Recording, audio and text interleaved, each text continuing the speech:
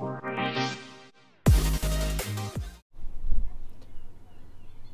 right, how's everybody doing? So today I'm here to talk about our bathroom situation. So as you saw on our, if you guys have seen our RV tour inside, we have a composting toilet, and where we're staying right now, we're a little more primitive. We do have like electric and water, but there's no bathrooms on site, so we're using our composting toilet, and it's time to change everything out.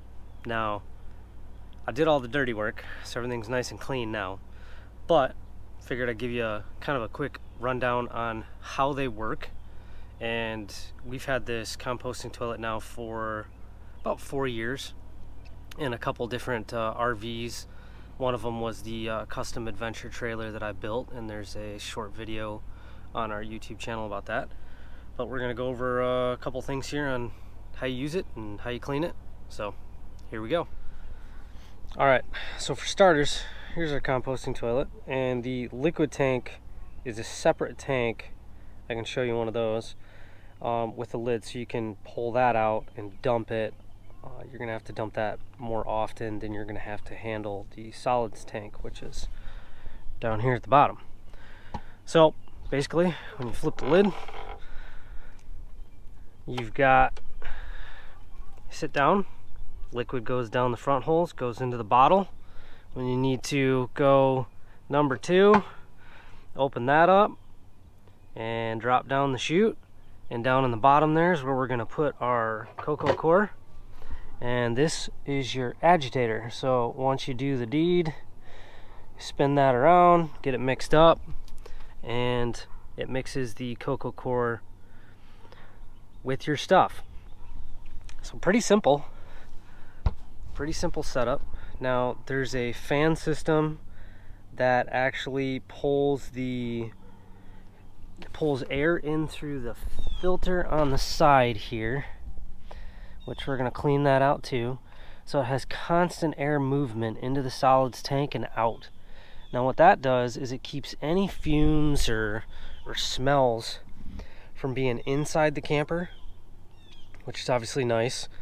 We've had some RVs with normal toilets, and if you maintain them, you really don't have too much smell, but you still can. And then obviously when you go to dump, you're dealing with like the biohazard smell and all that stuff. And personally, I like taking care of this more than I like dumping a standard RV black tank. So, and the plus side is I can take care of this anywhere we're at, where if we have a big RV or a small RV or whatever you have, if you don't have a trolley large enough to hold your entire black tank, it's very difficult to just dump part of your black tank and then have to go take that.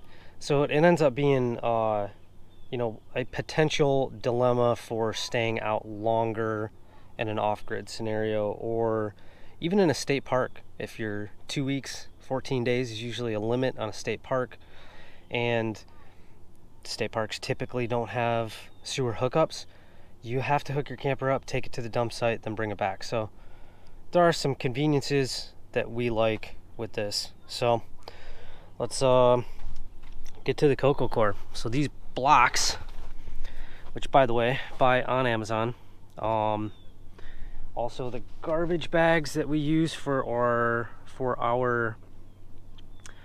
solids. It's a composting garbage bag, and I just double line it and use that to put it in the trash. And it's about 6 months, and it's 100% compost. So here we go. Start filling this up, and once this thing gets filled up and swells, we'll break it all apart, and then you'll see kind of what the cocoa core looks like that goes inside the solids tank.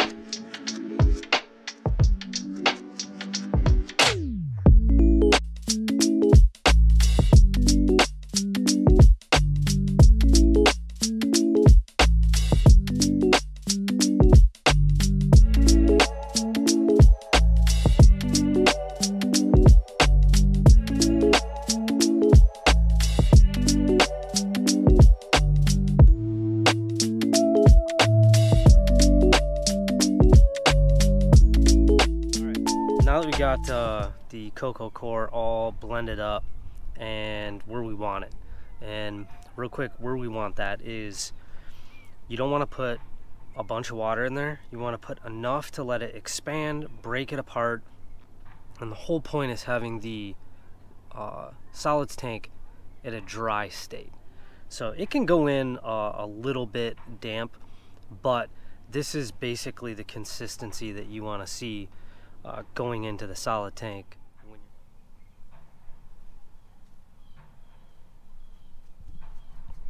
It is not a problem at all to have a little bit of chunks in there. They're gonna break up, but what this is gonna do is it's gonna absorb any moisture that's in there, and then it's gonna get dry by the fan circulating air through.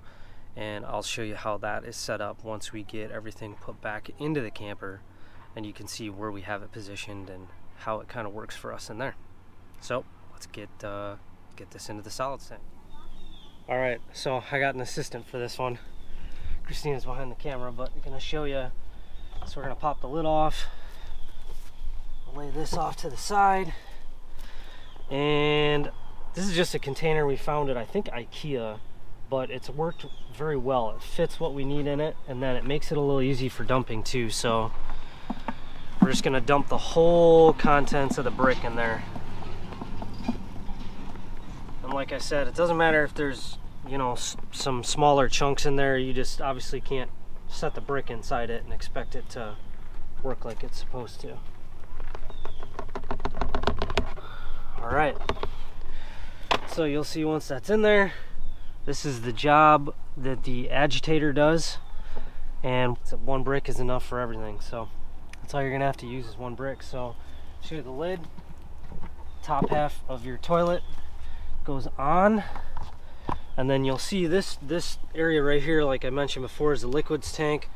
So the front will have to face that way. When you drop it on, it has a small twist, and then there's a bunch of wing nut style screws on the side, and you just snug them down and it'll stay right in place.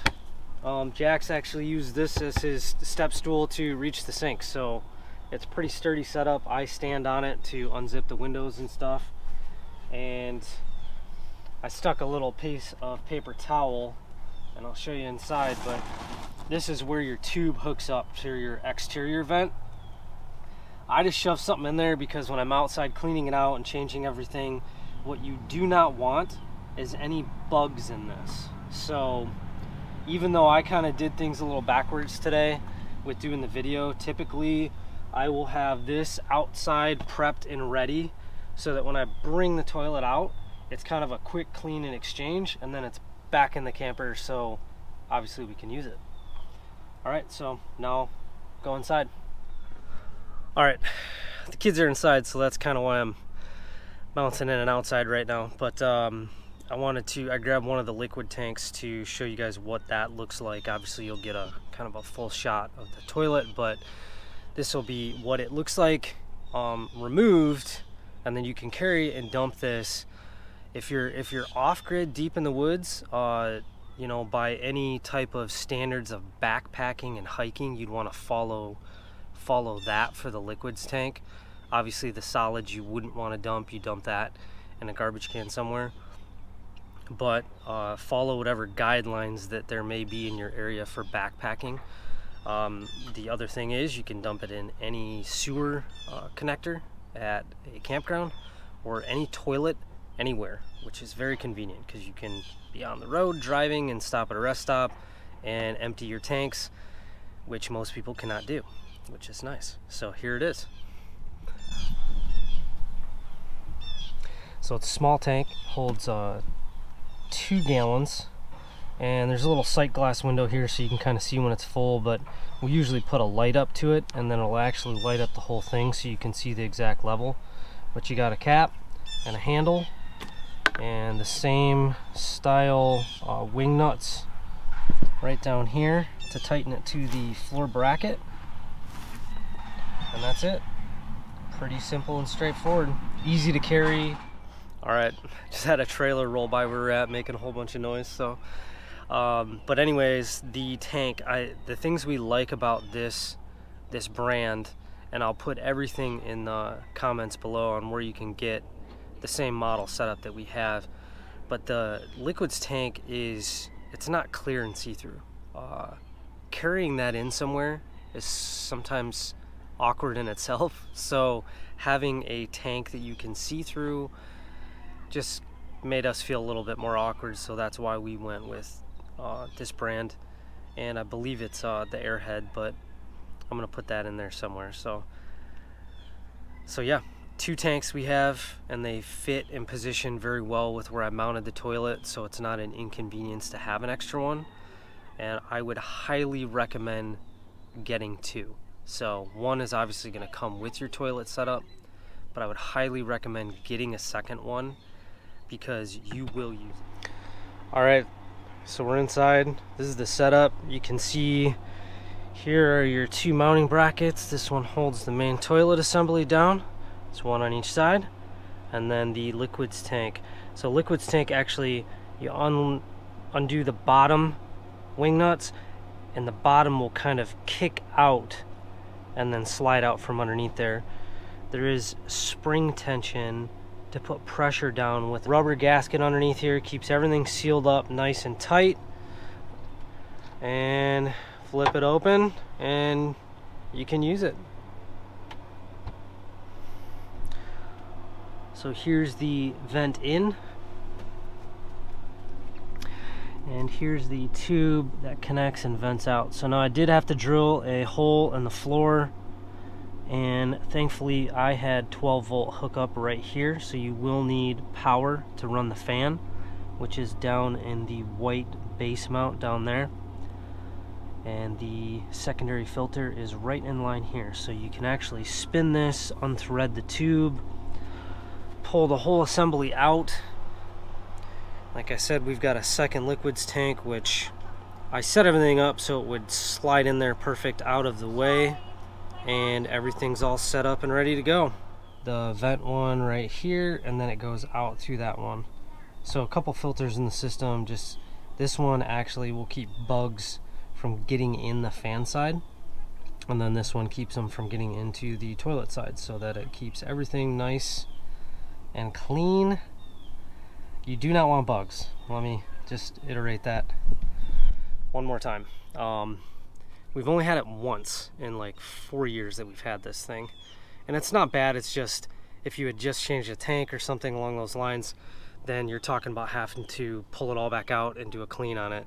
So it's not like it's terrible, it's just it's an unexpected cleaning time, which typically you don't want. So which brings me to a topic which I'll just cover right now. But so what we usually do is, if we know we're going to a spot that we're going to be using the composting toilet exclusively, we will do a full clean ahead of time. And if we're at a campground, that means we'll use their facilities and let the composting toilet side sit for a while, spin the agitator, you know, maybe once a day, and then it's easier to clean out that way. So, you know, obviously if you're using it and you need to clean it, like we are right now, we're actually at a spot for a month straight. So I'm cleaning the toilet out, and I probably could have done it ahead of time and I wouldn't have had to do it while we were staying here a month, but we were moving and kind of running around and rushing, so I didn't get a chance to clean it out before we got here.